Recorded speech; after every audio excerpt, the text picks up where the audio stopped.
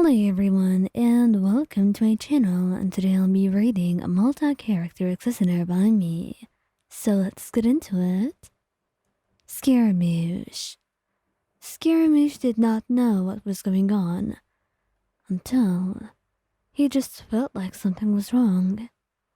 He didn't know that maybe you would hide something of this magnitude from him. He thought that you would tell him right away. But it seems like that's not the case, and he had to investigate what was going on his own.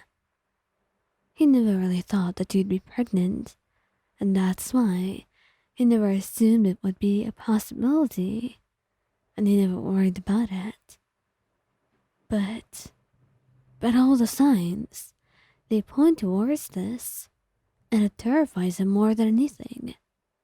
You having a child with him, and him having a child. A child! What was he supposed to do now? It felt terrifying. Being a father and taking care of someone, raising them. He's never actually had a parent to care for him, so he doesn't know what he's supposed to do. He has no idea where to even begin. And sure, he might be there to help him, but he's completely helpless. There is nothing he knows about this.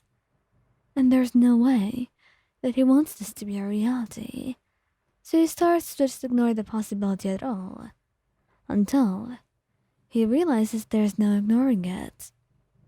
It has to be this, or else he must be ill. And either way, it wouldn't be good not to know. That's why he cornered you today, going over to you and looking at you in an intense way. "Lion, we need to talk," he said, and you smiled nervously at him. "Oh, Scara. Well, I'm glad that you want to talk to me. What's going on?" You ask him, acting completely oblivious, although it was quite obvious that you were nervous. And he decided that he would not beat around the bush.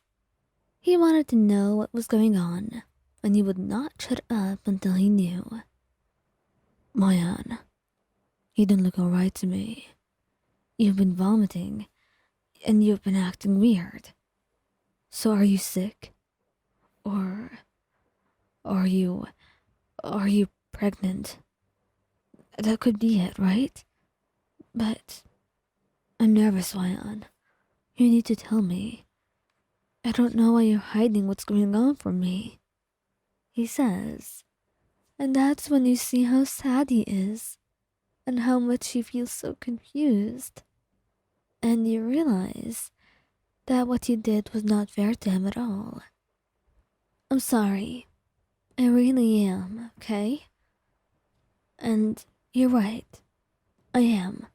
I am pregnant, Scaramouche. But I promise you, everything will be fine. Okay?" And he looks nervous. But he realizes that most of the anxiousness within him had went away now, because he knows what's going on. "Alright.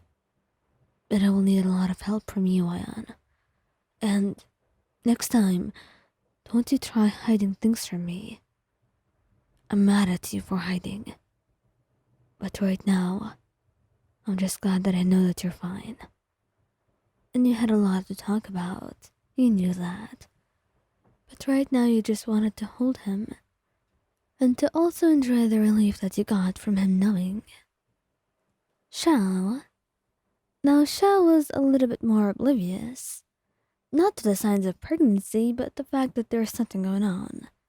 He only realized that you'd been vomiting, but at first he blamed the food. And it even got to a point where he would cook for you himself. "No, Ian. I have to make sure that you're alright. It must be the food. Let me cook something healthy for you," he said. And when you had a guilty look on your face, he couldn't exactly imagine why.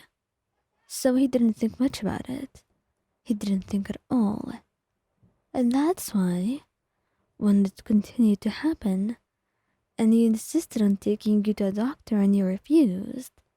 He had the feeling that something was wrong, and he began to think, to wonder just what could be going on, until he realized the truth, that you must be pregnant. Mayan, is it true? What are you talking about?